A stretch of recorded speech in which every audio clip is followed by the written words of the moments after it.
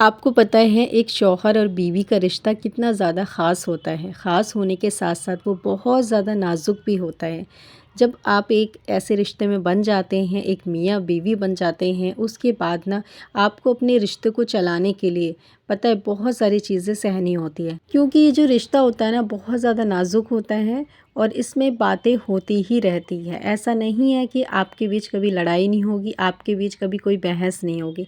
हर चीज़ ये सारी चीज़ें होती रहेगी, हर बात होती रहेगी।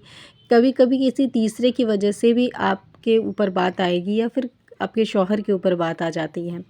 तो आज की इस वीडियो में मैं यही आपको बताऊंगी और इसी टॉपिक पे बात करूंगी कि एक मियाँ बीवी का रिश्ता कैसा होना चाहिए, किस तरह से हम उसको मैनेज करके चलें और हम अपने शौहर को, जैसे शौहर को गुस्सा आता है तो हम कैसे उनके गुस्से को कंट्रोल करें, क्या करें जो कि हमारी लड़ाइयाँ कम हो, क्योंकि बहुत सारे घर में बहुत ज़्यादा लड़ाई होती है। तो चलिए पहले वीडियो स्टार्ट करते हैं, फिर टॉपिक पे आते हैं। अस्सलाम वालेकुम मेरी प्यारी प्यारी यूट्यूब फैमिली, कैसे हो आप सब लोग? उम्मीद करती हूँ खैरियत से होंगे। जी अल्हम्दुलिल्लाह मैं भी ठीक हूँ।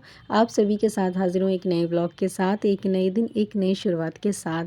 तो आज की जो वीडियो है ना, मेरी एक सिस्टर ने मुझे ये टॉपिक दिया है और मेरी सिस्टर ने ये भी कहा था कि उनका नाम मैं ज़रूर लूँ और उनका ही ये टॉपिक है। तो उनका नाम क्या है स्क्रीन पे मैंने मेंशन कर दिया है, चैनल का नाम जो भी है शेविन शेख। आप लोग भी सपोर्ट करिएगा, प्यार करिएगा, हमारी सिस्टर को एक दूसरे को ज़रूर से सपोर्ट करते हुए चलिएगा।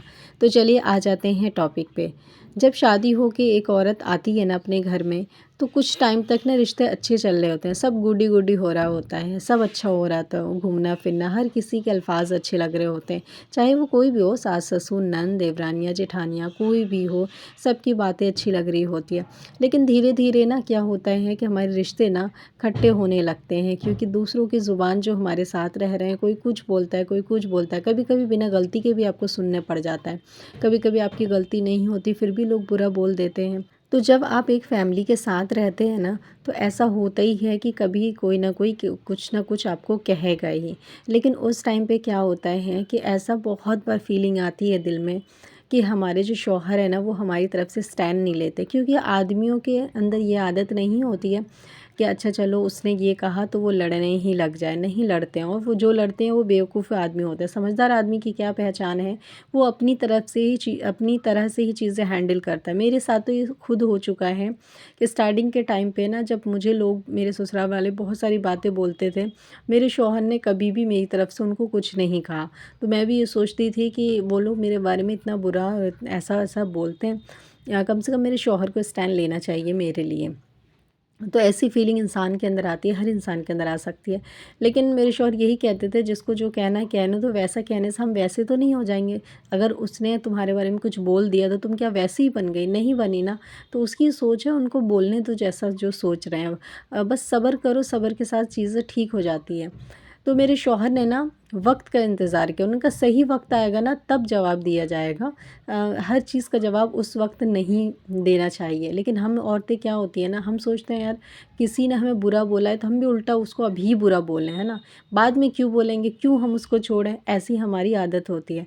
तो हम ना सोचते हैं कि अगर सास ससुर किसी ने भी हमें कुछ कहा हमारे बारे में गलत, तो हम फ़ौरन उनको जवाब दें। लेकिन आदमियों की आदत नहीं होती, वो छोड़ देते हैं, सब्र करते हैं, अच्छे वक्त अच्छे मौके की तलाश करते हैं, तब चीज़ें समझाते हैं, लोगों को अपनी तरफ से हैंडल करते हैं।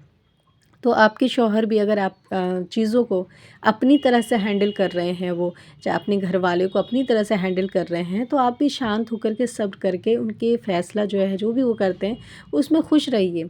इसलिए क्योंकि वो अपनी तरह से कर रहे हैं ना, तो वो सब ठीक ही होगा, है ना। आपके साथ भी ठीक होगा, उनके साथ भी ठीक होगा। लेकिन हमारी बातों पे आकर के अगर करेंगे तो सारी चीज़ गलत हो जाएगी, क्योंकि ये जो रिश्ते होते हैं बहुत नाज़ुक होते हैं, मियाँ बीवी के भी और बाकी रिश्ते भी नाज़ुक होते हैं। तो इसीलिए उनको संभाल के चलना होता है, ना कि हमें जो है तोड़ना है रिश्ता, किसी से भी नहीं तोड़ना है। और ना ही हम चाहते हैं कि हमारे शौहर का रिश्ता जो है उनकी फैमिली से टूटे, ऐसा भी नहीं होना चाहिए। तो जितनी भी बहनों की ये प्रॉब्लम है ना, घर में तो होती ही है प्रॉब्लम ये सारी चीज़ें। तो ऐसी फीलिंग आती है कि मेरा शौहर मेरी तरह से स्टैंड नहीं लेता है, तो ये नहीं लेता है ना, तो उसकी सबसे बड़ी समझदारी है, मतलब वो अच्छा एक आदमी है, अच्छा शौहर भी है, अच्छा वो बेटा भी है, अच्छा भाई भी है ना।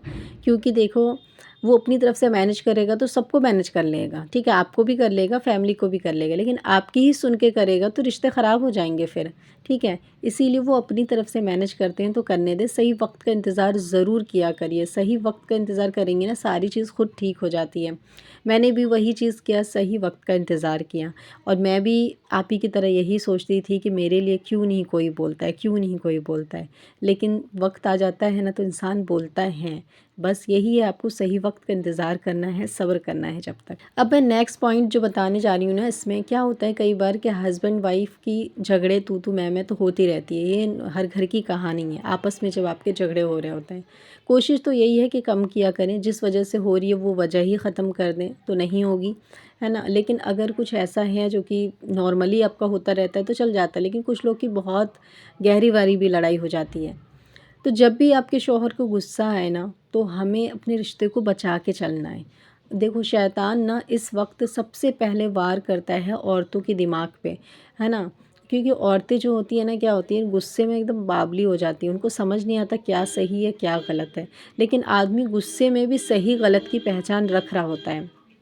इसीलिए शैतान उसको इतना ज़्यादा नहीं बहकाएगा जितना ज़्यादा आपको बहका देगा, आपको लड़ने के लिए अपने शौहर से, ताकि आपका शौहर को और ज़लज़ला आए और वो कुछ गलत बात आपको बोल दे। तभी तो लोग तलाक भी दे देते हैं ऐसे करके। तो क्या है कि जब आपका शौहर गुस्सा हो ना तो आप कोशिश करिए कि आप उस वक्त उनके कोई भी जवाब मत दीजिए। वो जो भी वो बोले सुन लीजिए चुपचाप। मैं खुद ऐसे ही करती हूँ, कभी मेरे शौहर किसी बात पे गुस्सा हो जाते हैं, वैसे तो मेरे शौहर गुस्सा नहीं करते, लेकिन जब भी कभी करते हैं तो मैं उस टाइम कुछ भी नहीं बोल रही होती हूँ, सारी चीज़ उनकी सुन लेती हूँ। कभी कभी वो ऐसी बात भी बोल देते हैं जिसमें मेरी कोई गलती नहीं होती है, लेकिन इंसान गुस्सा में होता है तो बोलता है, लेकिन उसी टाइम में आप अपनी सफाई देना शुरू कर देते हैं तो इंसान को और गुस्सा आने लगता है। इसीलिए उस टाइम सुन लो। हदीस में है कि जब आपका शौहर गुस्सा करे और किसी ऐसी बात पे करे जिसमें आपकी गलती नहीं है, तो भी आपको ही चुप रहना है उस वक्त तक, ठीक है। जब उसका गुस्सा शांत हो जाए ना तब आप उसे बता दें कि ये चीज़ में मेरी कोई गलती नहीं थी, तब आप सफाई दें। लेकिन जब लड़ाई आपकी चल रही है, जब आपका शौहर गुस्सा हो रहा है, उसी टाइम आप चिल्ला चिल्ला के सफाई देने लगेंगी तो फिर मामला ख़राब हो जाता है। तो आपको उस टाइम जवाब नहीं देना है, और अपने गुस्से को शांत करने के लिए ना, अपने दिल को शांत करने के लिए वो दिल में दुरूद पढ़ा करिए। जब आपकी बहस हो रही है, आपको शौहर गुस्सा हो रहा ना, तो दुरूद ज़रूर पढ़ा करिए। इससे क्या होता है कि शैतान आपके पास नहीं आता, आप जो आपके साथ बुरा होने वाला होता है वो सब अच्छा हो जाता है, शांत हो जाता है। तो अपने रिश्तों को निभाने का जो तरीका है वो यही है कि आपको जो है मैनेज करके चलना है, शौहर को मैनेज करने दीजिए, वो अपने हिसाब से क्या करते हैं। दूसरा पॉइंट यही है कि शौहर जब गुस्सा करें तो आप जो है शांत रहिए, उनके गुस्से को कंट्रोल करने का तरीका यही है कि आप अपने मुंह पे चुप्पी लगा लीजिए। चाहे आप सही हो तो भी, आप गलत हो तो भी, बाद में अपनी सफाई दीजिए। फिर मिलते हैं, चलिए आज की इस वीडियो में इतना ही। अल्लाह हाफ़िज़।